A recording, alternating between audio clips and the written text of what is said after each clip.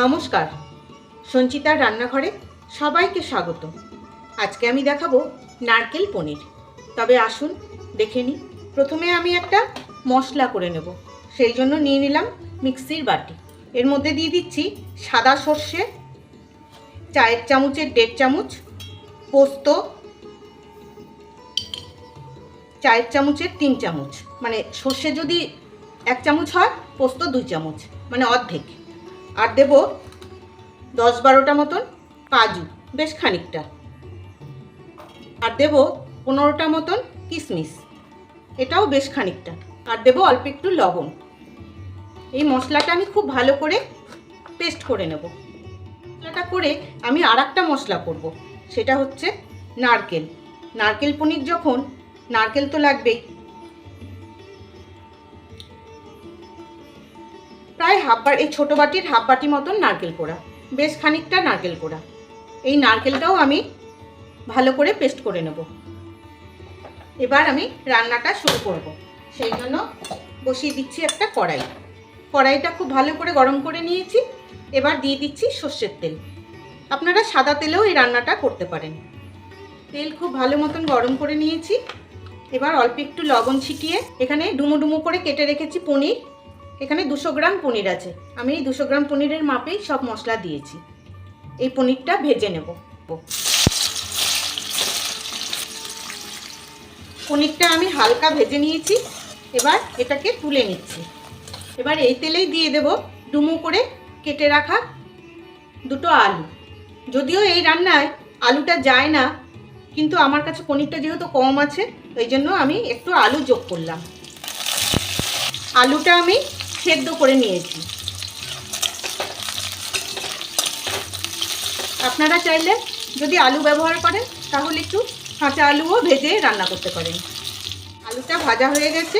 এবার আলুটাও আমি তুলে নিচ্ছি। আর আমি এই পনিরটা একটু লবণ জলে ভিজিয়ে রেখেছি, ওপর দিয়ে আলুটাও দিয়ে দিলাম।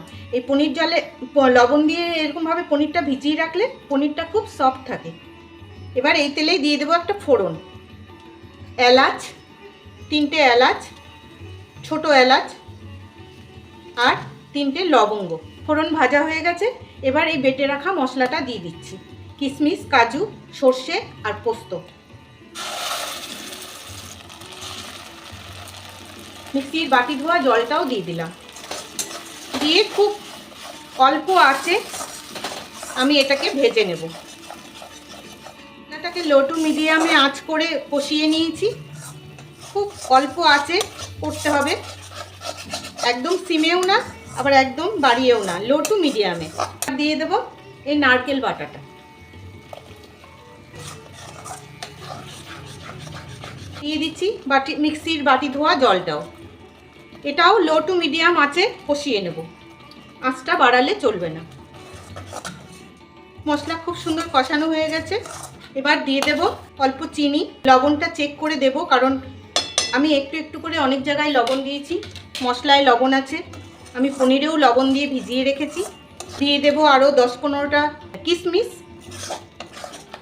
আর এর মধ্যে কোনো ঝাল পড়েনি। আর দেব চেরা কাঁচা লঙ্কা। এইটাতেই ঝাল হবে, আপনারা যেরকম ঝাল খান সেরকম দেবেন। আমি 3টে দিলাম।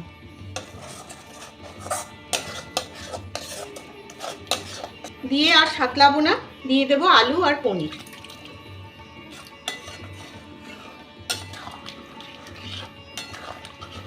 দিয়ে দিচ্ছি আর একটু জল। আলু তো সেদ্ধই আছে, আর একটু সেদ্ধ করার জন্য পনিরটা দিয়ে দিচ্ছি জল পরিমাণ মতন। এবার একটু 5 মিনিট মতন এটাকে ফুটিয়ে নেব। এই অবস্থাতে যদি নুন মিষ্টি লাগে, নুন মিষ্টিটা দিয়ে দেবেন। ঝোলটা বেশ ঘন হয়ে গেছে। এইটুকুনি ঝোল আমি রাখবো, কারণ ঠান্ডা হলে আরও জমে যাবে। খুব ভালো লাগে বন্ধুরা, একবার বানিয়ে খেয়ে দেখবেন। আবার কিছু চেরা কাঁচা লঙ্কা ফ্রেশ দিয়ে আমি ঢেকে রেখে দেব। তৈরি হয়ে গেল নারকেল পনির। কেমন লাগলো আপনাদের জানাবেন কিন্তু। আর ভালো লাগলে ইউটিউব থেকে দেখলে একটা সাবস্ক্রাইব, আর ফেসবুক থেকে দেখলে একটা ফলো করে দেওয়ার অনুরোধ রাখছি। তবে আজকের মতন আসি। ভালো থাকবেন সবাই।